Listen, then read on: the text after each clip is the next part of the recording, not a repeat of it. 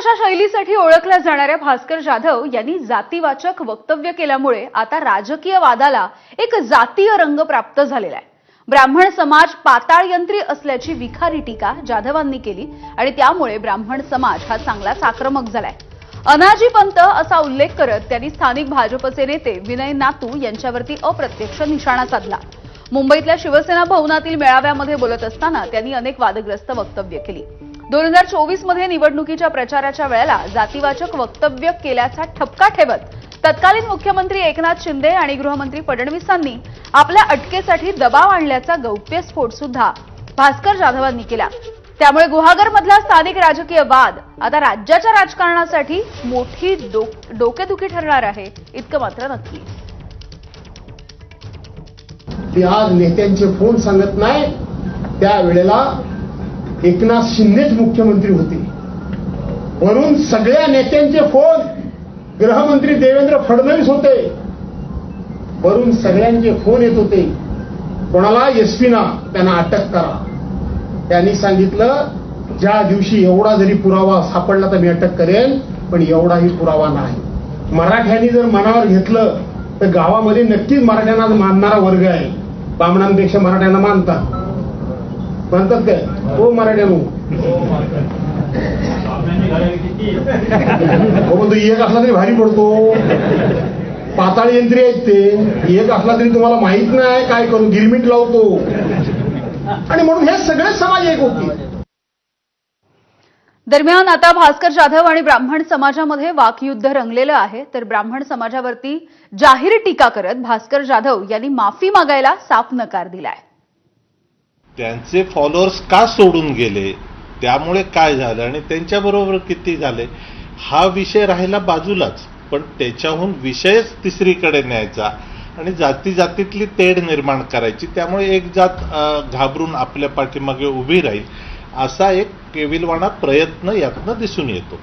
महाराष्ट्रात सध्या जातीय वेश खूप जास्त पसरला असताना पुन्हा एकदा वेगळ्या प्रकारे जातीय वेश पसरवण्याचं काम तुम्ही करता आहात। ब्राह्मण महासंघ म्हणून याचा आम्ही तीव्र निषेध करत आहोत। कालचा माझ्या भाषणाचा रोख हा गुहागरमधल्या बहुसंख्य ब्राह्मण समाजावरच होता। जो होता तो होताच, मी नाही म्हणणार नाही। ब्राह्मण समाज म्हणून मला पत्र का दिलं? तुम्ही पक्ष म्हणून पत्र द्यायचं। मग मी पण मराठा समाजामध्ये जन्माला आलेलो आहे।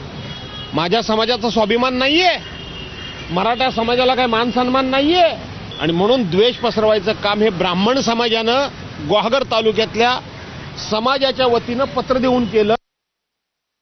तर याच प्रकरणावरती आता राजकीय वर्तुळामधून सुद्धा काय प्रतिक्रिया उमटल्या आहेत बघूयात।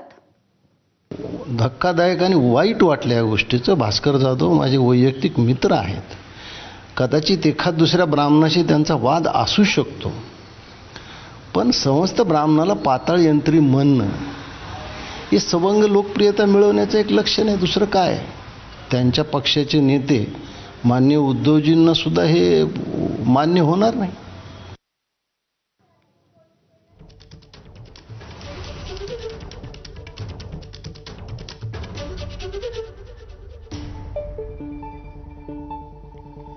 तर फडणवीस एकनाथ शिंदेंवरती सुद्धा भास्कर जाधव यांनी गंभीर आरोप केलेले होते। भास्कर जाधव यांनी केलेल्या या वक्तव्याच्या नंतर ब्राह्मण समाज चांगलाच आक्रमक झालाय।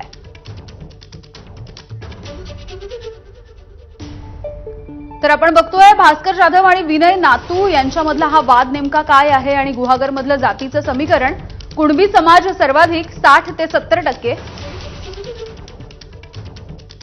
या मतांवरती निवडणुकीचा निकाल ठरतो।